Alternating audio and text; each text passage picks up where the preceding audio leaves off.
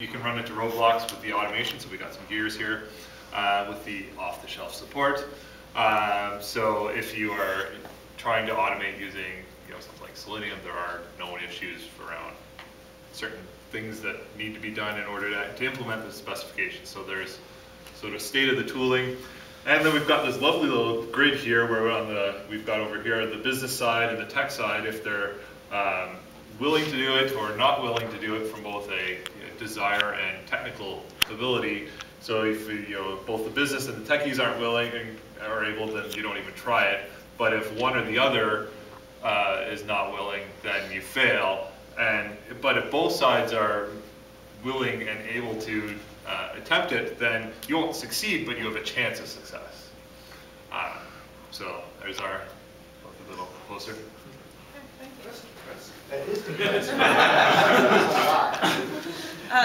Maybe the boat. What do you? Okay, so we have here a boat where we have people doing ATD, but we have part of the team that doesn't want to do it, so they don't get on board, and there is no way we can get them to do it. And on the other side, we have people that are trying to do tests after the development. So they are trying to get on board, but they don't get it. And we have non-technical people that they don't even get what ATD is. So on the other side, we have ATD, and we are very happy doing it. Every time we get a feature, we do the acceptance test first. We know what we have to build. After that, we move on. We do the unit test, and we get the feature done. We don't get any defects after that, so everybody's happy with that. We have a clear direction, so where we're going, we don't have to write documentation because everybody can go to the acceptance test and know how everything works. So everybody's happy with that. Did I forget anything? Cool. Thank you. Last but not least, I think. You're closest. Nicely delegated. He moved. Okay, Brian had suggested the twisted, well, actually kind of twisted topic of a sexual metaphor, where we start off with. Why is there a turtle?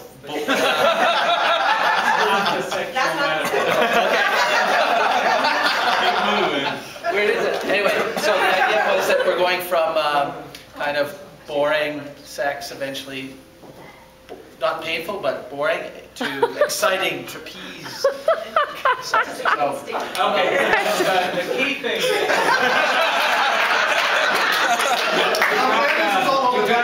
business people, they're having the same old sex they've always had, and the testers are having the same old sex they've always had, and the programmers, well, they're not having any sex. But you mix them up, and now the testers are with the BAs, and they're both kind of doing the same thing they always did, but it's new and different and interesting and fun. I don't see that in that picture.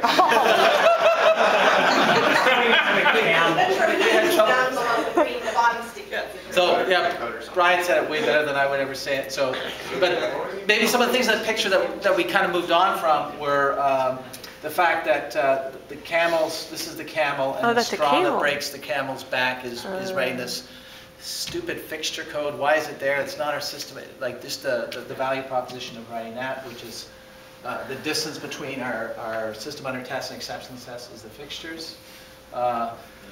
Test code breaks and we just throw them in the trash. We don't bother to maintain them.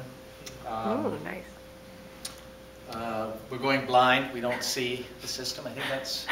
No, that was like just teams going in blind, not understanding what they need to prepare and how disciplined they need to be, and they'll end up in a painful spot at the end.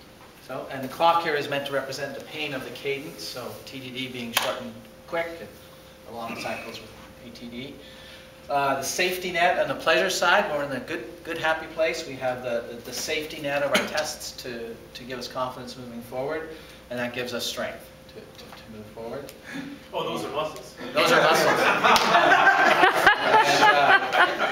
And, this looks nothing like binoculars, but it's meant to show that we give better visibility into our system. And I don't remember what that was. Don't worry then. It's like an idea.